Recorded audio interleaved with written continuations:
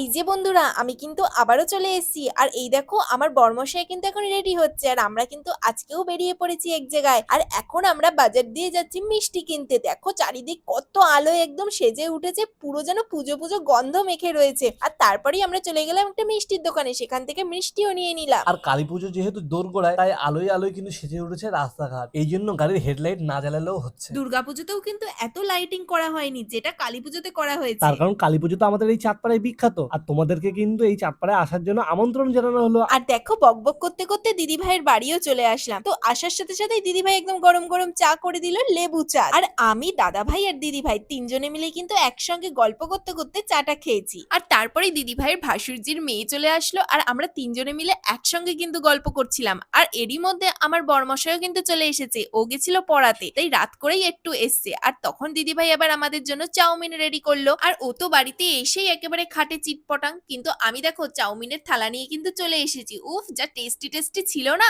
যাই হোক, আমরা খাওয়া দাওয়া করতে থাকি, তোমরা কিন্তু আমাদের চ্যানেলটা সাবস্ক্রাইব করতে একদম ভুলো না। তো টাটা।